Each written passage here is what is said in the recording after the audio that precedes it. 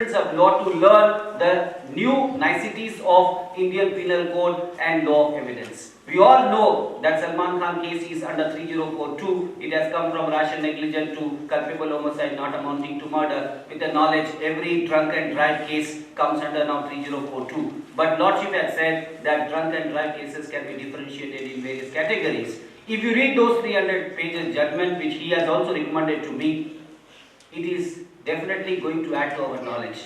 So I request all my students that judgments which have been given, they should not be kept in the shelves or in the library. They must be read by the students and by the teachers so that we can understand new innovative methods of interpretations of law.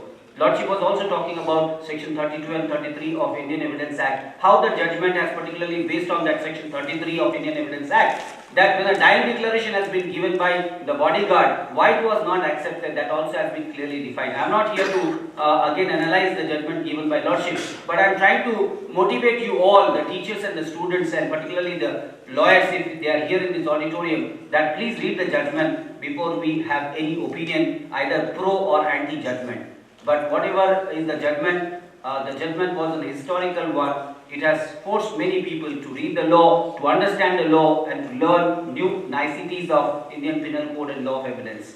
And for which we are very grateful to Lordship Justice A.R. Joshi. Justice A.R. Joshi to have a short biodata which is on your screen. I'm not going to read important lines, only I'm going to read. He has passed his SS examination from New English School, Thane, and then from BSc he did it from 1974 from Roya College, Matunga, Mumbai. He worked as an advocate in Thane district and dealt with civil, criminal and motor accident claim matters. See there, the point important is motor accident claim matters. During 92-93 was appointed as special public prosecutor for conducting prosecution on behalf of the state government in session matters before the district and sessions court Thane. He was selected as the judge City Civil Court Mumbai and joined the said post in 1993. He also served on the various judicial career side on civil as well as criminal side. He was also appointed as special judge under Narcotic Drugs and Psychotropic Substance Act 1985. Then he was a special judge under Prevention of Corruption Act. He was also as Registrar of Information Technology in the Registry of High Court of Mumbai.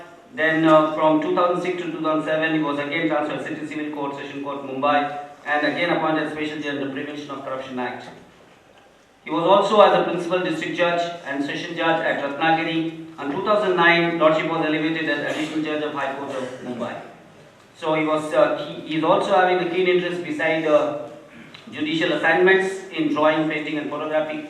He has also given various judgments other than Salman Khan versus State of Maharashtra, which all of you know, and you have many questions to ask, but I don't know how Lordship will take those questions because the matter is sub judice, and I request everybody putting the questions to be very precise and to be very authentic. Do not be emotional when you are putting the questions.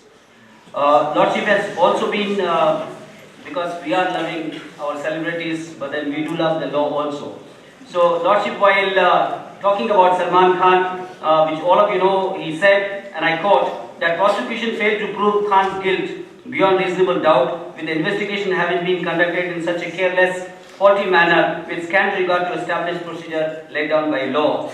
Needless to mention that in every criminal law, the burden of establishing the guilt is of an accused is on the prosecution, and the guilt is to be proved beyond reasonable doubt. The benefit of every reasonable doubt which arises out of the evidence adduced must necessarily be given in favor of the accused. In this case, considering the various weaknesses in the case of prosecution, various shortcomings such as non-examination of necessary and appropriate witnesses, the omissions and contradictions in the evidence of the injured witnesses, which goes to the root of the matter, definitely a doubt has risen as to the involvement of the appellant for the offences with which he is charged. On the basis of this type of evidence, the appellant cannot be convicted, though the apparent perception might be different as appearing in the minds of common man. Unquote. This was the observation which the Lordship has made. Lordship himself is here to talk on all these issues as well as on the matter of appreciation of evidence in criminal law. Lordship has given various other judgments about 20 years after divorce, man has to pay daughter rupees 5 lakhs. Other judgments are also there, which is about organ donation, whether it is about election, inheritance. There are various important judgments which the Lordship has given to us. FIR must be there in cognizable offences. I'm feeling that there is a short of time to discuss all this, but we are more interested to learn about appreciation of evidence in criminal law. I once again thank Justice Joshi for coming here and agreeing to deliver the first Justice P.R. Krishna Iyer Memorial Lecture for the students of law and to make them learn the niceties of IPC and Indian evidence law. I once again thank you all for listening to me and wish you a happy new year. Thank you so much.